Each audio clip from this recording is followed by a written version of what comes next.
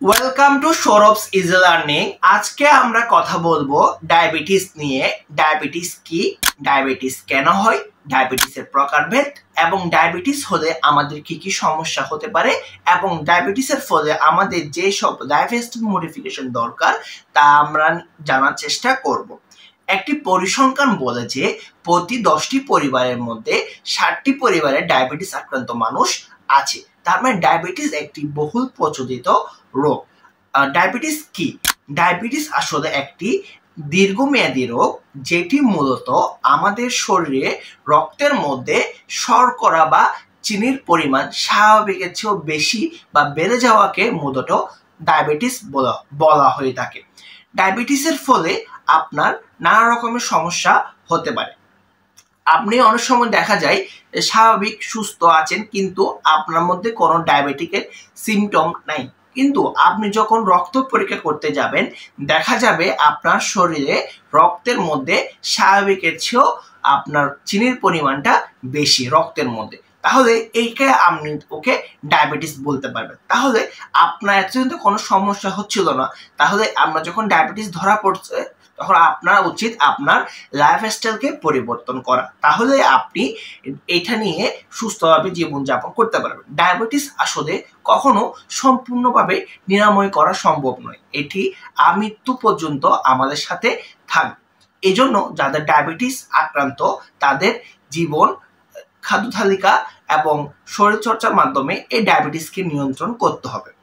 আসলে এখন আমরা জানবো ডায়াবেটিস আসলে কি বা ডায়াবেটিসের প্রকার। ডায়াবেটিস মূলত দুই প্রকার, একটি হচ্ছে টাইপ 1 ডায়াবেটিস, একটি হচ্ছে টাইপ 2 ডায়াবেটিস।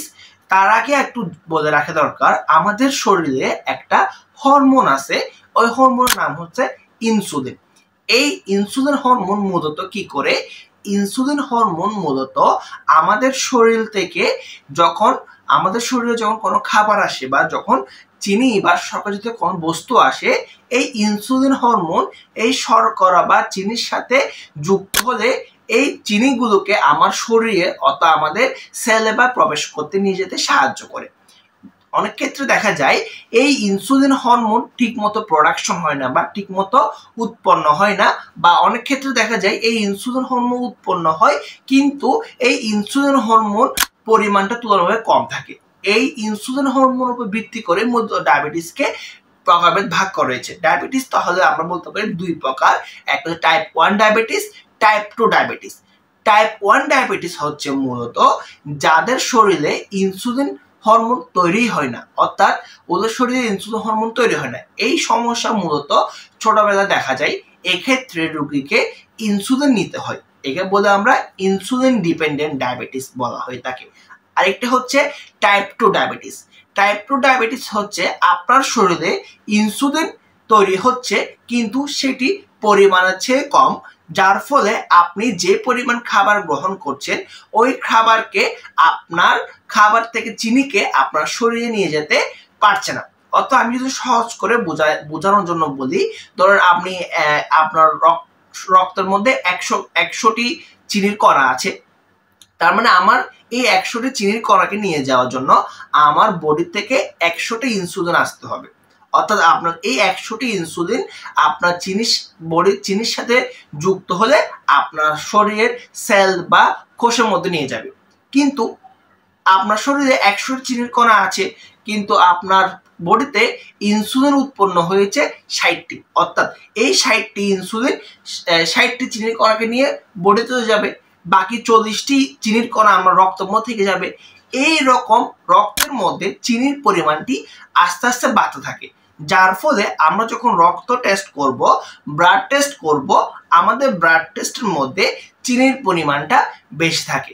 এটি হচ্ছে মূলত ডায়াবেটিসের মূল। আমরা এখন জানবো আমরা কিভাবে আমাদের রক্তের গ্লুকোজের মাত্রা দেখে আমরা বুঝতে পারবো আমরা ডায়াবেটিক নাকি নন ডায়াবেটিক। তাহলে এটার জন্য আমাদের দুই রকমের টেস্ট করতে হয়। একটি হচ্ছে খালি পেটে, অর্থাৎ আমাদের 8 ঘন্টার মতো খালি পেটে থাকতে হবে, এবং আরেকটি হচ্ছে ভরা পেটে। ভরা পেটে বলতে আপনি হালকা নাস্তা করার 2 ঘন্টা পরে আপনার শরীরের রক্তে গ্লুকোজের মাত্রা দেখতে হবে। এই গ্লুকোজের মাত্রা দেখে আপনাকে 3টে ক্যাটাগরিতে ভাগ করা যায়। আপনি স্বাভাবিক আছেন, প্রি ডায়াবেটিক অবস্থায় আছেন এবং ডায়াবেটিক অবস্থায় আছেন। প্রি ডায়াবেটিক বলতে বোঝায় ডায়াবেটিক হওয়ার পূর্ববর্তী অবস্থা, অর্থাৎ আপনার ডায়াবেটিক হওয়ার সম্ভাবনা বা শীঘ্রই আপনি ডায়াবেটিক রোগে আক্রান্ত হবেন, এই অবস্থাকে মূলত প্রি ডায়াবেটিক বলতেছে। যদি আপনি খাবার বা আপনার লাইফস্টাইল পরিবর্তন না করেন তাহলে আপনার ডায়াবেটিক হওয়ার সম্ভাবনা সবচেয়ে বেশি।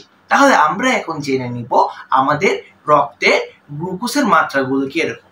তাহলে স্বাভাবিকের ক্ষেত্রে আমাদের রক্তে গ্লুকোজের মাত্রা থাকে খালি পেটে 3.9 থেকে 5.5 মিলিমোল পার লিটার, এবং স্বাভাবিকের ক্ষেত্রে আমাদের ভরা পেটে অর্থাৎ খাবার 2 ঘন্টা পর যখন টেস্ট করবেন তখন আপনার রক্তের গ্লুকোজের মাত্রা হবে 7.8 মিলিমোল পার লিটারের নিচে।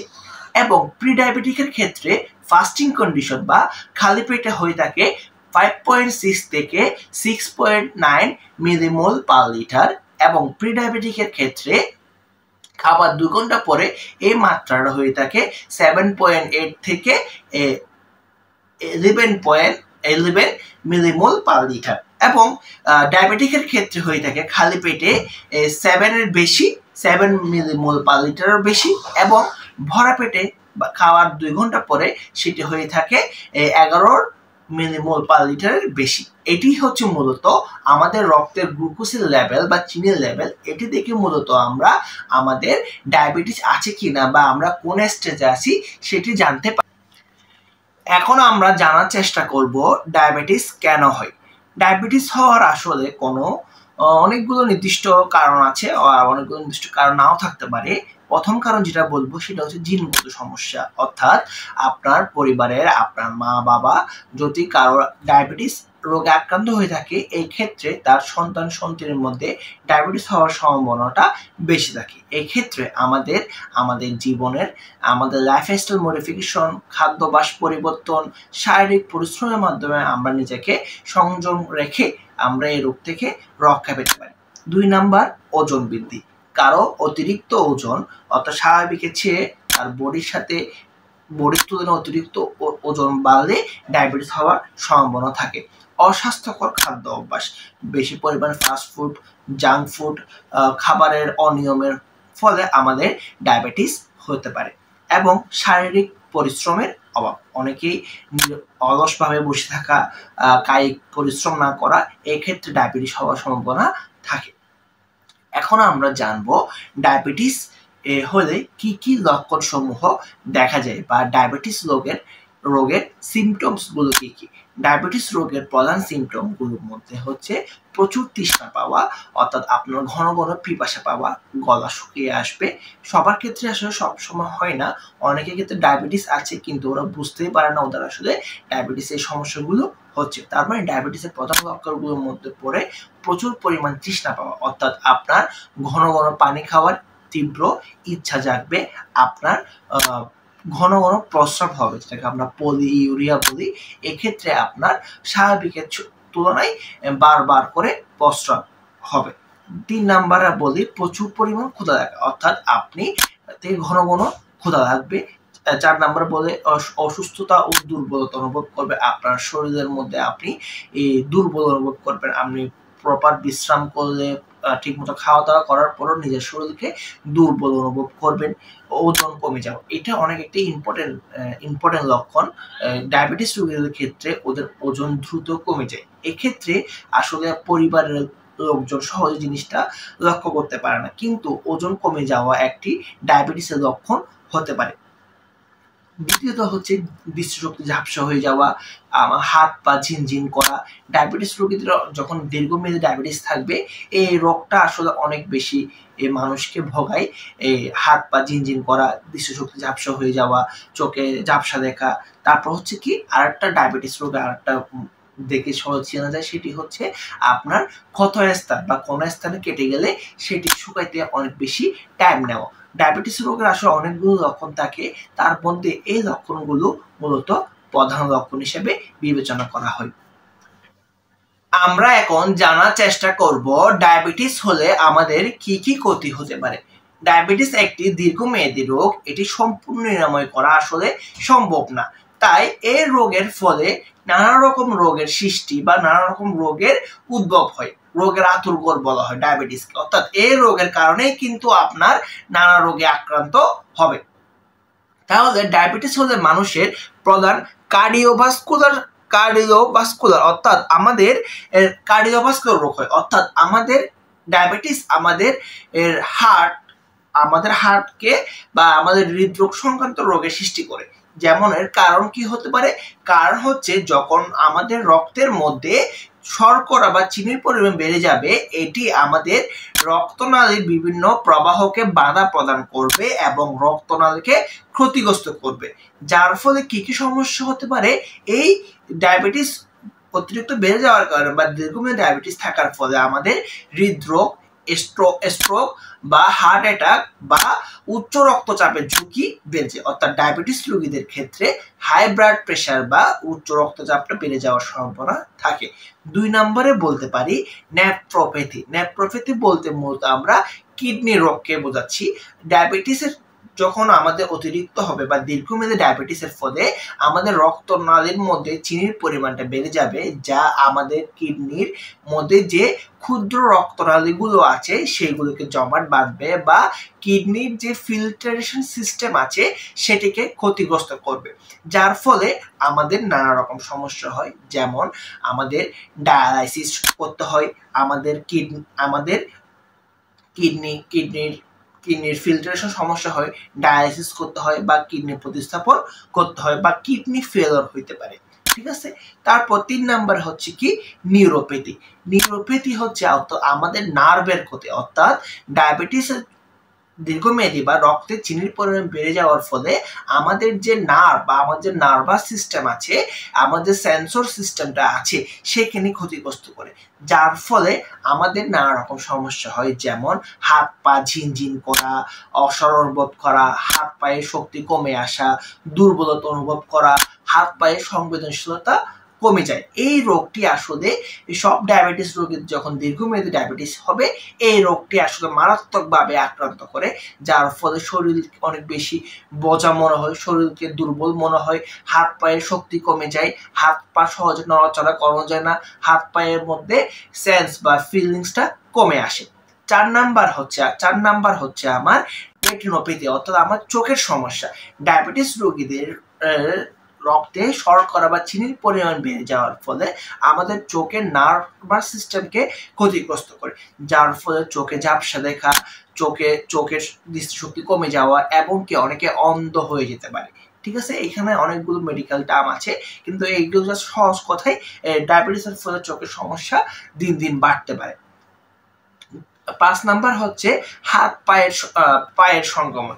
এটি খুব মারাত্মক একটি সংক্রমণ। দেখা যায় ডায়াবেটিস দীর্ঘদিন হওয়ার ফলে রক্তে চিনির পরিমাণ বেড়ে যাওয়ার ফলে আমাদের পায়ের সংবেদনশীলতা কমে যায়, যার ফলে পায়ের মধ্যে রক্ত প্রবাহ কমে যায় এবং এই রক্ত প্রবাহ কমে যাওয়ার ফলে যদি কোনো কারণে আমাদের পায়ে কোনো জায়গায় কেটে যায়, এটি শুকাতে অনেক বেশি সময় লাগে এবং এই শুকাতে সময় লাগার ফলে এখানে ইনফেকশন বা সংক্রমণ হওয়ার প্রবণতা সবচেয়ে বেশি। এই সংক্রমণ যদি সম্পূর্ণভাবে সুস্থ না হয়, অনেক সময় দেখা যায় যে এই সংক্রমণ থেকে আমাদের পায়ের আঙ্গুল বা পা পর্যন্ত কেটে ফেলতে হয়। এটি এই জন্য খুব মারাত্মক একটি রোগ। ত্বকের সমস্যা 6 নাম্বার হচ্ছে ত্বকের সমস্যা। আমার ত্বকের সমস্যা বলতে দীর্ঘমেয়াদী ডায়াবেটিস থাকার ফলে আমাদের যে চিনির পরিমাণ বেড়ে যাওয়ার ফলে ত্বকের মধ্যে নানা রকমের সমস্যা, অ্যালার্জি সমস্যা, মেস্তা সমস্যা, স্কিন কালো, স্কিনের মধ্যে ছোপ পড়ে যাওয়া, স্কিন র্যাশেস হওয়া, এগুলো একটি কমন সমস্যা দীর্ঘমেয়াদী ডায়াবেটিসের ক্ষেত্রে। এবং আরেকটি সমস্যা হচ্ছে আমাদের 7 নাম্বার সমস্যা ডায়াবেটিক কিটোএসিডোসিস। এটি একটি মারাত্মক সমস্যা। শরীরের ইনসুলিন ঘাটতি হলে, আমি শুরুতে বলছিলাম ইনসুলিন একটি হরমোন, যখন আমার এই ইনসুলিন হরমোনের ঘাটতি হবে তখন আমাদের শরীরের ফ্যাট ভেঙে যায়, অর্থাৎ আমাদের শরীরের যে চর্বি বা ফ্যাটগুলো সেগুলো ভেঙে গিয়ে কিটোন তৈরি করে। এটি মূলত একটি জীবনহানির রোগ হতে পারে। এটির ফলে মানুষের মৃত্যু পর্যন্ত হতে পারে, এই জন্য জীবন ঘাটতি করতে পারে। এক্ষেত্রে কিটোএসিডোসিস হলে মানুষকে সরাসরি হসপিটালাইজ করা সবচেয়ে জরুরি। এবার আরেকটা কথা বলবো, আমাদের 8 নাম্বার হলো হাইপোগ্লাইসেমিয়া, অর্থাৎ যখন ডায়াবেটিস রোগীদের ক্ষেত্রে অতিরিক্ত মাত্রায় ইনসুলিন বা অনিয়মিত ওষুধ সেবনের ফলে রক্তে চিনির পরিমাণ একদম কমে যায়, যার ফলে এটাকে আমরা বলি হাইপোগ্লাইসেমিয়া। এই ক্ষেত্রে দেখা যায় রোগীর মাথা ঘোরা, রোগী সেন্সলেস এবং রোগী অজ্ঞান হয়ে যেতে পারে, অর্থাৎ ডায়াবেটিস নীল হয়ে যেতে পারে। এটি একটি মারাত্মক সমস্যা। এই ক্ষেত্রে রোগীর মৃত্যু পর্যন্ত হতে পারে এবং রোগী সেন্সলেস হয়ে যেতে পারে। এক্ষেত্রে ডায়াবেটিস রোগীকে পরামর্শ দেওয়া হয় আপনি সবসময় সাথে মিষ্টি কিছু রাখবেন। যখন আপনার শরীর দুর্বল অনুভব হবে, মাথা ঘোরাবে, তখন আপনি সামান্য পরিমাণ চিনি বা মিষ্টি কিছু খেয়ে নিলে আপনার এই হাইপোগ্লাইসেমিয়া থেকে নিজেকে রক্ষা পাওয়া যায়। আসলে ডায়াবেটিস হলে নানা রকম রোগের সৃষ্টি হয়, ডায়াবেটিসের ফলে এই রোগগুলো উৎপন্ন হয়। তাহলে আমরা যদি নিজের লাইফস্টাইল মডিফিকেশন, খাদ্য তালিকার অভ্যাস পরিবর্তন করতে পারি, তাহলে আমাদের এইসব রোগকে প্রতিহত করা সম্ভব হয়ে থাকে। ডায়াবেটিস সম্পূর্ণরূপে নিরাময়যোগ্য নয়, কিন্তু সঠিক জীবনচর্চা এবং খাদ্য অভ্যাস পরিবর্তনের মাধ্যমে এটিকে নিয়ন্ত্রণ রাখা যায়। অনেকে ডায়াবেটিস হয়ে অনেক মানুষ অনেক রকম কথা বলে, কি জিনিস খাওয়া যাবে না, কোন জাতীয় ফল খাওয়া যাবে না, কি পরিমাণ খাবার খেতে হয়, এগুলো নিয়ে অনেকের সন্দিহান থাকে। এই জন্য কোনো বিশেষজ্ঞ ডাক্তারের পরামর্শ অনুযায়ী কাজ করা বা পদক্ষেপ গ্রহণ করা সবচেয়ে উত্তম। মানুষের কথা না শুনে ডাক্তার যেভাবে বলে সেভাবে ওষুধ সেবন করা এবং খাদ্য অভ্যাস পরিবর্তনের মাধ্যমে এই রোগকে কন্ট্রোল করা যায়। আমি সবার জন্য বলবো, যারা ডায়াবেটিস রোগে আক্রান্ত সকলে নিয়মিত হাঁটাচলা করবেন, নিয়মিত শারীরিক পরিশ্রম করবেন, যত সম্ভব সকালে হাঁটা, সন্ধ্যা হাঁটা, 1 ঘন্টা করে হাঁটার চেষ্টা করবেন।